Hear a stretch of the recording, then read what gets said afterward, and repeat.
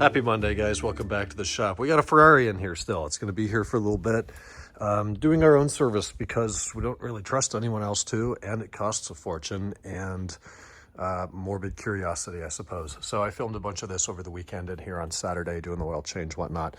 Since then, it's just kind of a lot of cleaning on the calipers, on the suspension arms, the underbody trims, clutch housing, transmission, everything like that. Good inspection of everything underneath. The entire suspension, all the brakes on this car are completely original.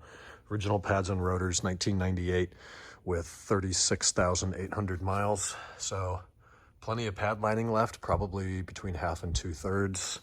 Rotors themselves just have a hint of a lip starting to form. Certainly a lot of life left there. This is the oil cooler line that we had suspected was leaking, but we cleaned it up and it's staying totally dry. That does include some running time, getting oil up to temp, a little bit of pressure, stuff like that. So today we ordered the next round of parts. I got those plugs on order, the plug gaskets. So to get to the plugs, obviously you have to take these beauty covers off, and there's gaskets in between that and the head. So $12.26 a piece. We'll replace those, plus the plugs, plus the O-rings.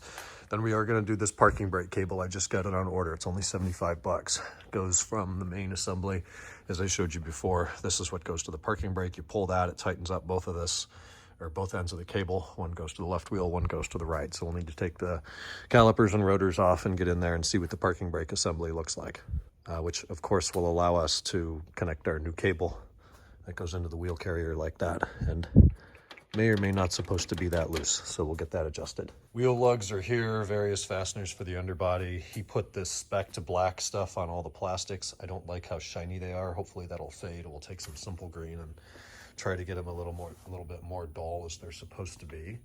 Wheels got nicely cleaned up, detailed inside and out today. It's going to be due for tires based on age more than mileage. But the suspension's all pretty good, not flawless. Some of the bushings are starting to get a little dry, but no cracks, zero play anywhere. These janky brake cooler ducts come down here and just throw a bunch of air at the back side of the rotor, so that's kind of interesting. One thing I see Ferrari does here is over all of the ball joints, so here's the tie rod, comes into the carrier, they put all these metallic, really strong actually, pieces over it, or heat shields. In fact, the rear suspension has this little piece here like this just to protect the ball joint. That doesn't even cost anything. That's brilliant. Why doesn't BMW do that? Obviously, all the money of a Ferrari goes into the engine, and it's nice to see that that also spills over into some of the suspension design, things like that. But the boots aren't torn, which is good. I don't know if those are original or not. I would think not, just based on age. Have to check service history. Weird, it looks like it has an axle nut here when it's certainly not front-wheel drive. I don't know what that's for. But with most of the panels off, kind of everything runs down the middle, and Ferrari's work to fix the alternator problem a couple of years ago was really hacky. They only used about 3 or 4 zip ties here. So Nate took some time over the weekend and did a nice tie-up job on whatever this cable is that runs up to the front. Then we did unplug the alternator cable. That was starting to fray. Not enough that it was going to hurt the wiring, but it could eventually. So it's got a nice new wrap on that. Dielectric grease in there, took off some corrosion. We're going to wait until I get more deoxit before I put that back up on the alternator, which allegedly is an E46 alternator, though it doesn't look like it. And it plugs in right up there at 1 o'clock. In other news today, I got the next round of estimates off for Black Betty. Customer has that. Hopefully makes his approvals and selections soon so we can carry on with the project. Then we've got this lovely 2003, 4th or 5th day from the final day of E39 production. May 2003 540i M-Tech. This one's the one with nav and xenons, high OBC. The cluster's out right now. It's being sent out. It actually is on its way right now, out for pixel repair, gauge ring, and red needles. He's got a new 16x9 in there. This one's got some bad pixels. We got new screws for that. We're doing valve cover gaskets, Diag on some secondary air codes. Front bumper is going to be replaced.